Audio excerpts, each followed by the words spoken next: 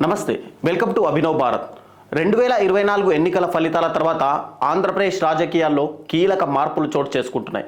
అధికార వైసీపీ ఆ ఎన్నికల్లో ఘోరంగా ఓటమి చెందిన తర్వాత ఆ పార్టీ సీనియర్లలో అంతర్మదనం మొదలైంది. ముఖ్యంగా ఉత్తరాంధ్రలో వైఎస్ఆర్ కాంగ్రెస్ పార్టీకి భారీ పరాజయం ఎదురైందనే చెప్పాలి. మంత్రులు, సీనియర్లు రాజకీయంగా తిరుగులేదు అనుకున్న హేమీలు కూడా దారుణంగా ఓడిపోయారు.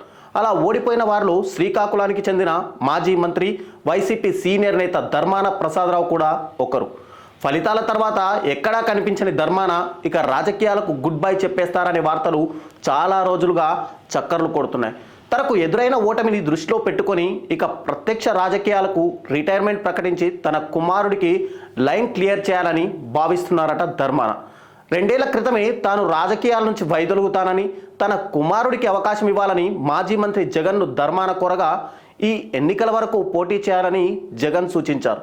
దీంతో ధర్మాన 2004 ఎన్నికల్లో పోటీ చేసిన ఈ సీనియర్ నేత 52,000కు పైగా ఓట్ల తేడాతో తన రాజకీయ జీవితంలోనే ఘోరమైన పరాజయాన్ని మూటగట్టుకున్నారు.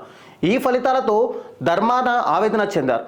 1989-99లో నరసన్నపేట నుంచి, 2004-2009 ఎన్నికల్లో శ్రీకాకుళం నుంచి కాంగ్రెస్ తరపున విజయం సాధించిన ఆయన నేదురుమల్లి జనార్దన్ రెడ్డి, కోట్ల విజయభాస్కర్ రెడ్డి, వైఎస్ రాజశేఖర్ రెడ్డి, రోషయ్య, కిరణ్ కుమార్ రెడ్డి మంత్రివర్గాల్లో పలు కీలక శాఖలు నిర్వర్తించారు. వాన్పిక్ కుంభకోణంలో 2012లో సిబిఐ కేసు నమోదు చేయడంతో మంత్రి పదవికి రాజీనామా చేసి ఆ తర్వాత వైసీపీలో చేరారు. 2014లో ఎన్నికల్లో ఓడిపోయినా 2019లో గెలిచారు. జగన్ క్యాబినెట్లో రెవెన్యూ మంత్రిగా పనిచేశారు. వచ్చే వారం జగన్తో తాడేపల్లిలో సమావేశం తర్వాత తన రిటైర్మెంట్ నిర్ణయాన్ని ధర్మాన ప్రకటిస్తారని సమాచారం. ప్రస్తుతం పార్టీ పరిస్థితితో పాటు భవిష్యత్ రాజకీయాలపైన ఈ సమావేశంలో చర్చించే అవకాశం ఉంది. తన కుమారుడికి రాజకీయంగా అవకాశం కల్పించాలని ధర్మాన ఆలోచన అని, ఈసారి జగన్ ఒప్పించి నియోజకవర్గంలో తన కుమారుడికి యాక్టివ్ చేయాలని ధర్మాన భావిస్తున్నట్టు తెలుస్తుంది.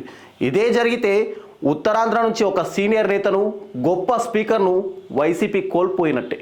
నాయకులారా, మీ పనితనం మీ అధినాయకులకు తెలియజేయాలనుకుంటున్నారు. ప్రజలారా, మీ సమస్యలను మీ నాయకులకు తెలియజేయాలనుకుంటున్నారు. ప్రజా సమస్యల పరిష్కార వేదిక మీ అభినవ్ భారత్.